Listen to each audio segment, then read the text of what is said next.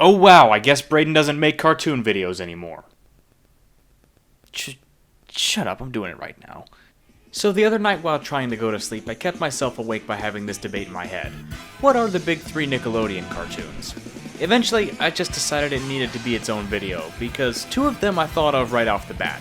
SpongeBob and the Fairly OddParents are pretty easy to put up there as two of the big three. But I'm actually putting the cart before the horse here. What do I mean when I say the big three? It's quite simple. I'm not talking about the three best shows or the three that were on for the longest amount of time. Those can be contributing factors, but the real criteria is how iconic the shows were and how influential they were. The important questions I'm going to be asking are, do you think of these shows when you think of Nickelodeon, and do other shows today take influences from those shows? And I think for SpongeBob and the Fairly OddParents, the answer is a pretty emphatic yes. Both shows were on for ages, and as a matter of fact, SpongeBob is still on to this day. SpongeBob's influences can be seen in shows like Camp Lazlo, Chowder, and Phineas and Ferb, whether they want to admit it or not. Look, a sponge and a starfish. There's gotta be something we can make out of this. Oh no, that's ridiculous. The character of SpongeBob himself can unofficially be seen as the mascot of Nickelodeon, very similar to how Mickey Mouse is the mascot of Disney, or Sonic is the mascot of Sega. And as for the Fairly OddParents, it was one of the most popular shows on the network, practically jump-starting Butch Hartman's career of having his own cartoons. Sure, he had jobs in the industry before, but the Fairly OddParents allowed him to get 3 more of his own shows, and frankly, stick around a lot longer than he probably should have.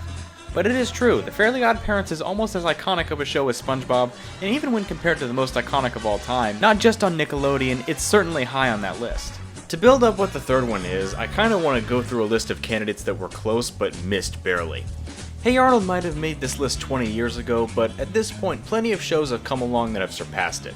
If you ask me the question, what shows do you think of when you think Nickelodeon, perhaps Hey Arnold would have come up more back in 2002, but I'm gonna be in the minority, but to me, the show hasn't aged the best. It's slice of life, and if you like that, then it's fine, but for me, I prefer a bit more than that, and I think there are other shows that represent Nick a lot better. I also think it's pretty obvious that the third show isn't The Loud House, but it's popular enough that I think it warrants a mention here. The Loud House did take the throne from SpongeBob for a short amount of time. However, what cements The Loud House's status as not one of the 3 most iconic shows is the fact that The Loud House had a much quicker downfall. SpongeBob and the Fairly OddParents became bad a lot more slowly. With SpongeBob specifically, that show had 3 really good seasons, 2 okay seasons, and then became bad in its 6th season, which aired 9 years after the show began. The Fairly OddParents had a beginning that mixed some good and okay seasons. I don't know if the 6th season is where it started to get bad because I haven't reviewed it yet, but either way, The Loud House got bad way faster, to the point that it didn't have enough time to build any goodwill. The Loud House had 2 good seasons and fell off a cliff, and no show that does that belongs in this conversation. For the opposite reason, I can't include Avatar: The Last Airbender in this conversation. It is one of my top 3, not just cartoons, but TV shows of all time. But that's the problem. It's a show that had just 3 seasons and is very different from anything that aired on the network. And given how much of a dumpster fire Nick was in the late 2000s, I'm not sure how this show even happened. An action fantasy show with an ongoing narrative isn't something we've seen on Nickelodeon before or since Avatar, unless you want to count its sequel. And even that wasn't as good. While this might be one of the best examples of lightning in a bottle anyone has ever seen, that's all it is, lightning in a bottle. And lightning in a bottle is rarely duplicable. And because Avatar didn't really have any influence on Nickelodeon, I can't really say it's up there with SpongeBob, the Fairly OddParents, and the third show, which I'll get to. And that third show is not the Rugrats. This is what I expected a lot of people would think the third show would be, but let me give you a few reasons why it's not. The first is that while the show did have a lot of longevity, and it can be considered the show that was the most popular before SpongeBob, the Rugrats to me seems like such a product of its time. SpongeBob and the Fairly OddParents are timeless, they could have been made at any time. The Rugrats, with its animation style and comedic pace, could have only been made in the 90s. And I also think that, like Avatar, the Rugrats didn't influence Nickelodeon shows to the degree the Big Three did. SpongeBob led to shows such as Mighty B, Sanjay and Craig, and Breadwinners for better or for worse. Rugrats and Avatar are still good shows, but in terms of being iconic, which is what this discussion is about, I think they missed the mark. I know I'm gonna get blowback for this, and honestly, like with Hey Arnold, if this video were made in 2002 instead of 2022, maybe I'd have a different outlook. But the bottom line is that there are at least 3 shows more iconic than the Rugrats. And lastly, I want to give Ren and Stimpy a mention. You could argue that it influenced one of the big 3 itself.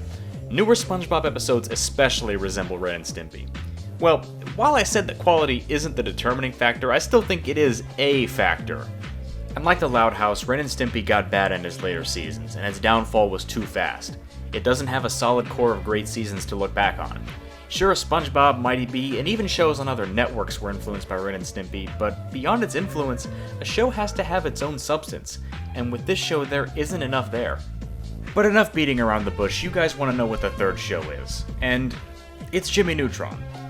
While it's true that this show only had 3 seasons, each one of them was good, and there really wasn't any bad chunk of episodes. The show had its mistakes, sure, but I really don't think there was a truly terrible portion of the show. The show certainly takes cues from Dexter's Laboratory and the Fairly Odd Parents, but I don't think that it can be considered a ripoff of either. It has its own distinct style that distinguishes it from anything on Nickelodeon and on other networks, and at the same time, it was able to take its own influences and make a show that influenced other shows. Not necessarily on Nick, but all over. Johnny Test and Phineas and Ferb come to mind in this vein. And in terms of style and comedic pace, those are its influences, but in terms of animation, specifically on Nickelodeon, it had a lot more. There ended up being more CGI shows on Nickelodeon because of Jimmy Neutron's success. And sure, Fanboy and Chum Chum and Tack are bad shows, but sometimes to reach the full potential of animation technique, you must first do it badly. Any CGI show that succeeds on Nickelodeon will be because of Jimmy Neutron. When Nickelodeon comes to mind, Jimmy Neutron is one of the first shows that comes up, at least for me. I don't think its stature on Nickelodeon can be understated. It avoided many of the pitfalls the other candidates fell into, and for me, that's why it's one of the big 3. But I do acknowledge that this discussion would vary widely from person to person, so I do ask that you leave your own big 3 in the comments. But anyway, thanks for watching, and have a good one.